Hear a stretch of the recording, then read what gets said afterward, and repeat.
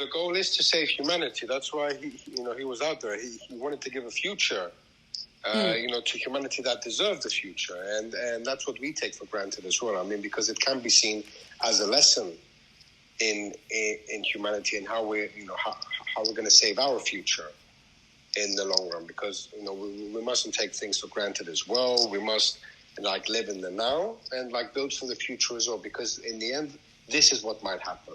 And that's what it tackles, towards the end. He does save humanity because in the hospital room as well, with all his great-great-grandkids there around him, his daughter, for future generations to come. And they did save it in the end. And then when he gets on his ship and then goes to find Anne Hathaway to build a new life, for himself too. So it is about saving humanity. In the end, and the struggle and morality of it too. Yes. And I think also the message would be if you want to save something so humongous and difficult to save, you wouldn't really be able to save all of it. So if you want to save some of it, you can only save some of it, if that makes sense. Because even in the film showed us that you couldn't save every single character and whatnot, at least according to the choices that were made by those characters. However, in the end, somehow it worked out. But I don't know whether I didn't like the movie because it was a Nolan movie, so I kind of went in with this bias of okay, Nolan's not my favorite director, or because it was a sci-fi movie, and again, sci-fi isn't my favorite genre. But generally, the ending felt a bit like a parody rather than an homage to Kubrick. The cinematography was beautiful, though, and the dialogue could have been worse, that's for sure. And the research and the scale and the grandeur kind of vibes of the film were very much appreciated by me nonetheless. So, if there's anything that I think that made the film, it's just the scale and the magnitude of it, the questions that it raised that it could have tackled better, I think. But, if you have anything else to add? Of course. I mean, Stanley Kubrick is Stanley Kubrick in the end. Yeah. And with Christopher Nolan wants to be his own auteur, self in the end. And I believe he is one of the very few directors working today, all right, that can, be like an excellent benchmark for, because if you look at his filmography, watch some of his films that you haven't seen already, you will notice an excellent pattern on how he executes ambiguity and different topics in his film as well. But, with this one, it really did set the bar extremely high. It was one of my most beloved films in 2014 and the past decade as well. And I mean, I always repeatedly watch it every now and then. And I'm always in awe however many times I watch it too. But it's always excellent to, welcome different opinions too and different contrasts because, that's what makes it a good, film community too.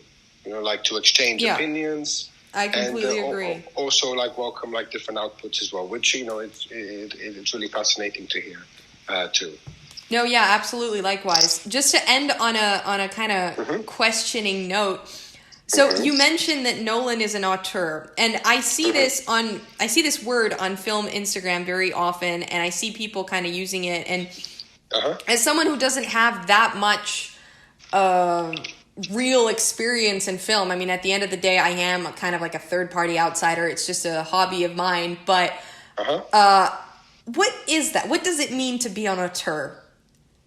Well, back in university, we did dedicate a whole topic and lecture on it too. So to be an auteur, at the end of the day, it means that if you watch a film, you automatically recognize who that director is and why they use specific shots, let's say specific scenarios, specific characters, that sort of thing. To put it plainly, because if we were to study the whole subject of a film or auteur, we would be here for quite a long time. But that's what means being an auteur. Like Kubrick as an auteur, he tackles existentialism, philosophy, morality, ethics, and all that as well. And you immediately recognize. But I think this auteur theory kind of works, but only in retrospect. So if you watch a movie and you can verify that, yes, this is indeed a Kubrick or a Nolan or whatever film, and then check that, yeah, those are the shots and the styles that you associate with that author or director. But let's say Kubrick is, I don't know, just making his war films, and then he comes out with Barry Lyndon after, I don't know, like 3 or 4 war films. Would you immediately recognize that it's Kubrick? So my point here is to say that I don't think you could recognize a film by necessarily associating any of the styles or shots or whatever to a given director. Which is why I think this idea is perhaps, and again, this is just a current opinion I have, but it's perhaps working as a negation rather than as an affirmation of what is already there. So it's because a film is not something that it is the style of some director or auteur, if you see my point. I mean, an auteur can also be, it also goes, like beyond this, because it is based on the auteur theory of like French New Wave cinema, because auteur is French for author. So because even an auteur having complete creative control, they can even bypass studio interference, let's say. And that's what makes an auteur, like how Tarantino is. Right. In his own way, because he's able to like tackle excellent like subjective matter and how he executes it. And then the studio doesn't interfere with that. The studio doesn't say, oh no, you can't have that in the film, you can't have that in the film, because that's what makes the power of being a film auteur. Do you think that... How they can bypass all that. Do you think that anyone who makes films can be an auteur?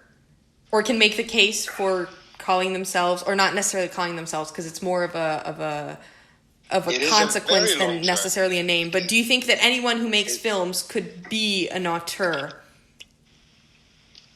Technically, yes. But it is going to take a huge journey, to become a film auteur. Okay, because you have to be able to control the subject matter in such a way that it is executed, superfluously on film. Okay, and that's where these directors that I've been in, like directing for over like 20 years now, like Spielberg, Scorsese, and Tarantino and Nolan and them as well. That's what has given them the right to become auteurs. Right. So it just goes beyond the fact that, okay, you're watching the intro of a film, you see a Hitchcock cameo, and it's like, okay, oh, that's an auteur, that's Hitchcock doing a film. And I don't know, but I think that from an outsider's perspective, this kind of concept works very well when you look back at someone's career and you know what the concept means and you kind of attribute it ex post. But then, I don't know, if this concept doesn't work ex ante, so if it doesn't work from the beginning of someone's career, is it truly all that meaningful? Or does it matter? Does being an auteur matter? But this is just an opinion. I mean, I'm just asking what you think, so... Well, you have to have a hell of a debut, all right? Because if you were to cement yourself as an auteur, you have to have had a hell of a debut. I mean, because some directors don't make their first film until they're over like 35 or 40. Like for me, Damien Chazelle, Whiplash. He also did La La Land. He has the makings to become his own auteur one day. Right. Okay, because Whiplash was one of the best debut films for any director since I can remember. It was an excellent debut from a director because he made it as a short, first, and then he made it into a feature film. And then you can kind of recognize some of his works later, like in La La Land and First Man, because he did La La Land as a musical. He did First Man as a sci-fi, so you immediately recognize. But it's rare. It's extremely rare cases like this as well. And what Robert Eggers is trying to do with The Witch and The Lighthouse, and what Ari Aster wants to do, right. with Midsommar and Hereditary. So you have to have a hell of a debut, and then let's say stamp your creative authority through the rest of your films, and how you can execute that subject matter as well.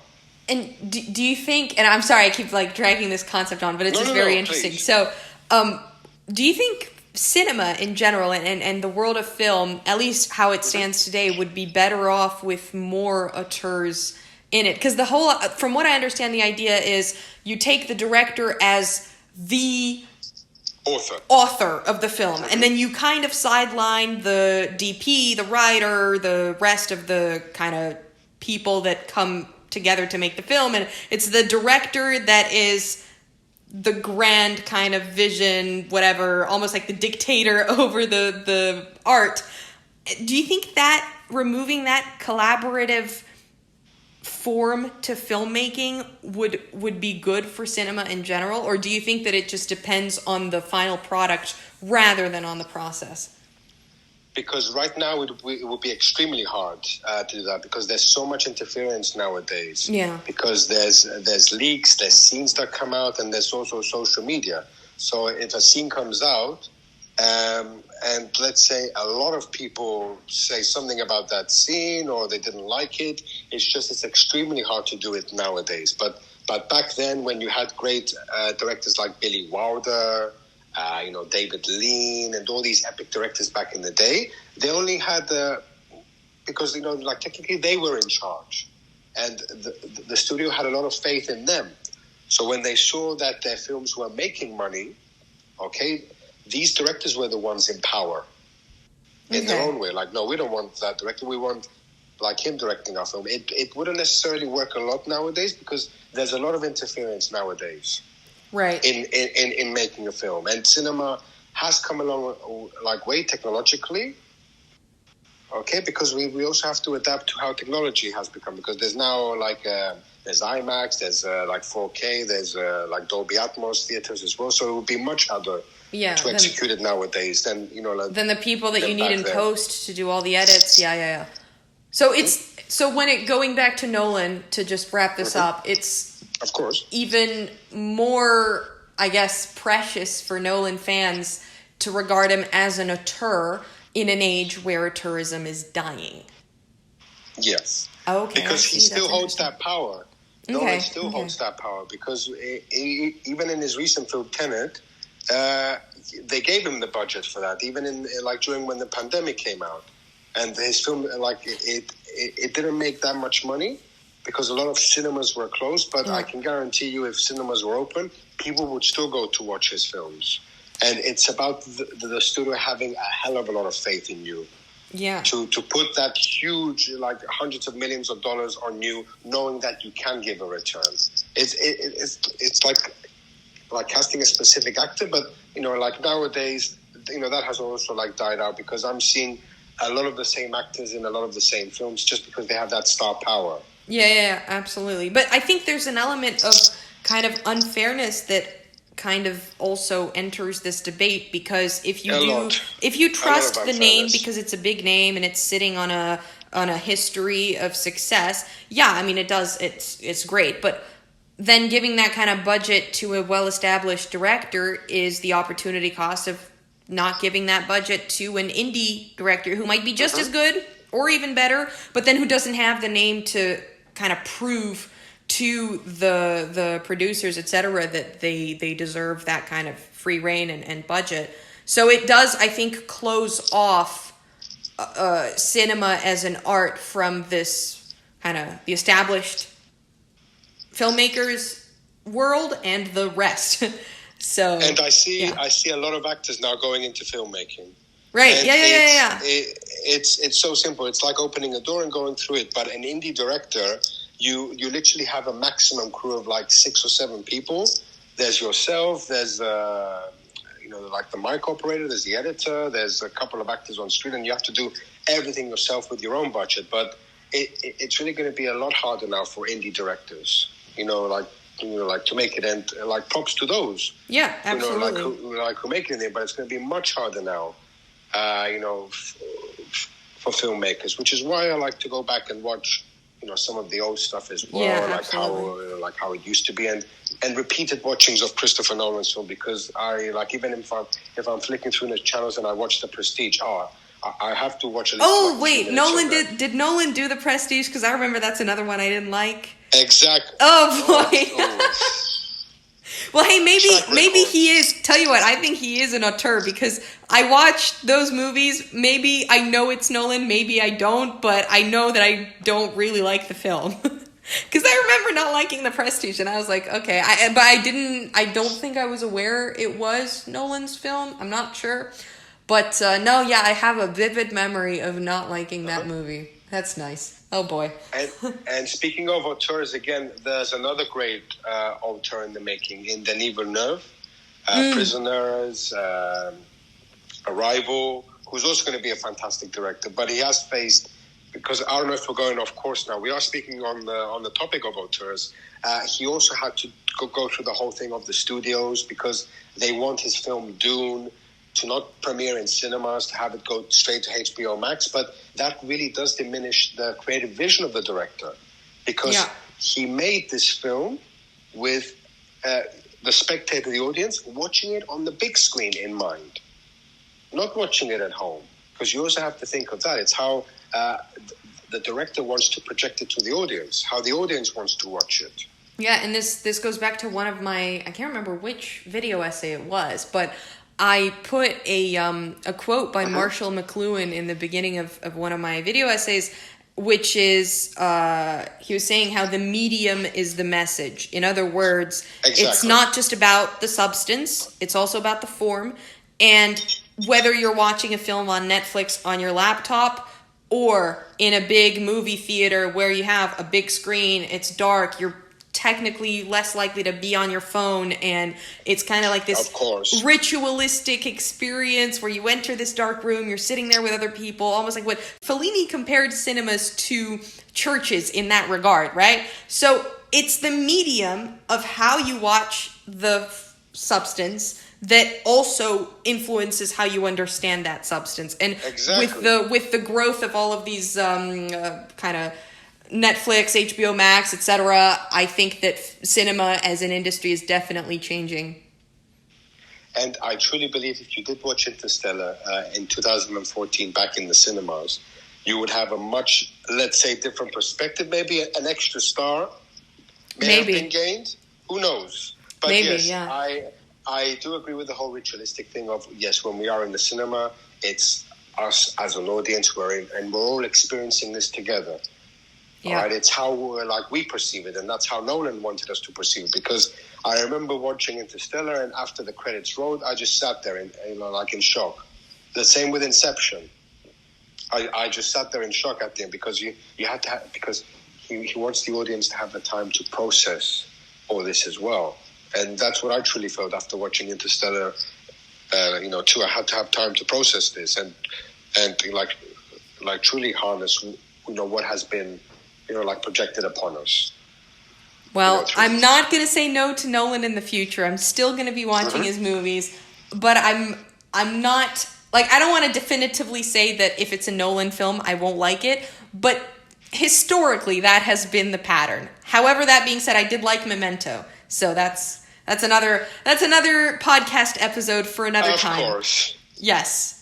But in any case, thank you so much for joining Screen View Thoughts, the podcast series on Screen View Mirror. It was great to have you. Really a true pleasure. And hopefully until next time.